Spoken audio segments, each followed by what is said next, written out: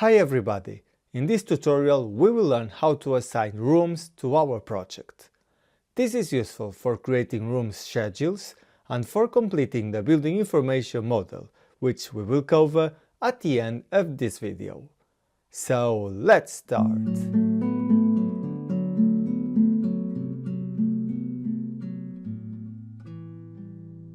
We will start with the ground floor, and to create the room we have to click on the command located on the Architecture tab. To place a room, I just need to hold the pointer in an area surrounded by walls and click with the left button. Then you can continue adding the remaining rooms and look that each blue area is the room boundary. One curiosity: I can use the help of these track lines if I want to align the labels, so they will look more organized. The last one will be the hall corridor, and press Escape to exit. Now we can start renaming the labels of each room. That's easy. Place the pointer over the text, double click on it, and now you can rename the room with the proper name. This one is the living room. Now we can keep changing the name for all the others. And please note, each room tag with the current type, this is important, has a number which started from number 1 and continues so on, the room name, and its area calculated both on square meters and square feet. Of course, it doesn't have to be necessary in this way, as by default there are other types that we can choose from. The current one is name number with both areas. This will be only the name and the number, and the third one instead, if I just want the name and the area in square meters. Now I'm going to fast forward this part, and you will be free to assign the names that you would like in this exercise. This is just an example.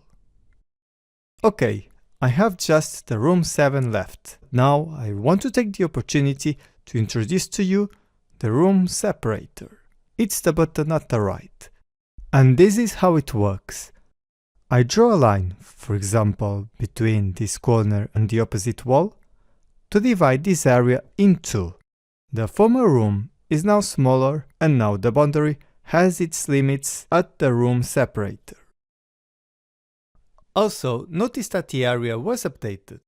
Now it's only 8 square meters, instead of the previous 23.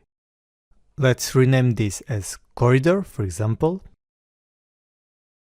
And finally, I need to create an extra room for the area where I have the stairs.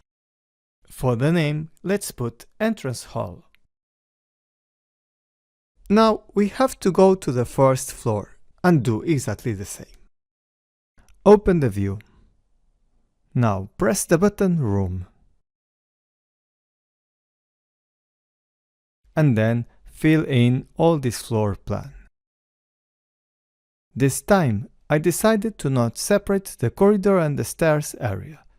And this is important, we cannot add this slab for the balcony as a room.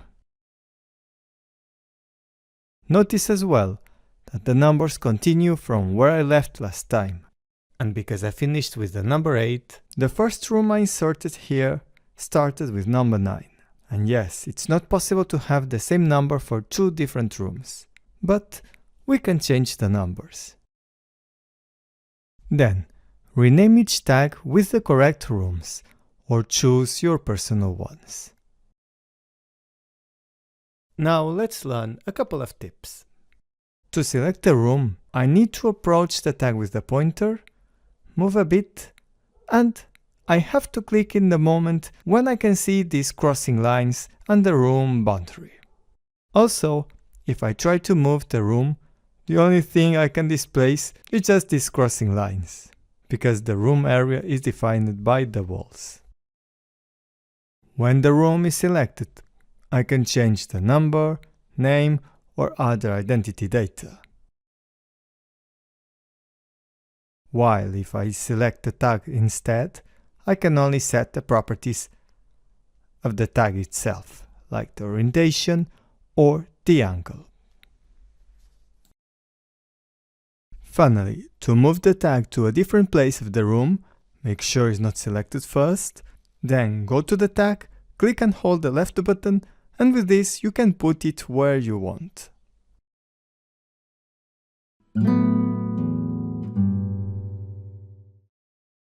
Okay, so now we can create a schedule. If we go to the project browser and right-click here, we can create a schedule. In the window that pops up, you will see a large list of categories. You can scroll to find what you are looking for or type the category name here. First, I'm going to create a room schedule. So I'm going to look for that category, click on it, and next in this field it's possible to change the name of the schedule, and below that we can choose the phase of construction. In some projects there may be existing construction where we plan to make changes. Revit allows you to manage multiple phases of a project, such as existing, new construction, or even others, like demolition for example. Since we start from scratch, let's keep new construction selected and click on OK. Next, we need to specify the fields we want to display in the schedule. First, we will need the area, and click in this button to add the parameter. After that, insert the name, number, and level. Now, since the schedule will place these fields in the order displayed here, I can use these controls to reposition them in the way that I desire. When I finish, I click on OK, and look, I just created a room schedule. Now we are going to explore some tips for editing the schedule. On the Properties panel, we are going to click on Sorting Grouping. Now let's sort the list by a specific field. Select Name here and click on OK. As you can see, the list is now sorted alphabetically by room name. Let's go back to the schedule properties. This time I'm going to sort by level to better distinguish the rooms on each floor.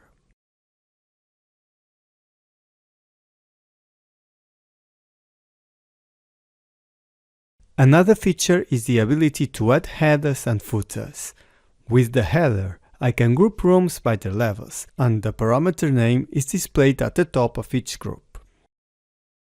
Then I can also add a footer, which at this moment displays the title, count and totals. Let's see the result. Click on OK, and now I can see that it displays the total number of rooms and the level name.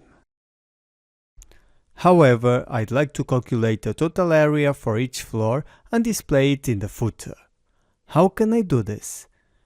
It's simple. Just go to the Formatting tab. And notice the 6 parameters in the properties. They display in the window as tabs, which can be useful. Then I have to select Area in the field dialog, and in this tab that says No Calculation, I'll choose Calculate Totals. Click on OK. Finally, you can see the total area of each level appearing at the bottom of the group. Also, within each level, we can sort the table by another field, such as sorting the areas from smallest to largest. To do this, go to the Then By parameter and select Area. Click on OK, and you can see the result. Now, one last tip for this video. I'll open the ground floor view, select and drag the tab, move the pointer to the right towards the project browser, and release now the button. You can see that both windows are placed side by side. Then you will notice that when I select an item in the schedule, it gets highlighted in the floor plan. So, if you are interested in learning Revit from the beginning, I have a complete course in the platform Udemy, as well as another one in AutoCAD. If you join it, you will have free access forever. There aren't destruction ads, you can find DWG files and PDFs in some lectures, and I also included full exercises at the end of the course to practice your skills. So you can find the links below in the description and check out the list of contents and the preview lectures. So it's everything.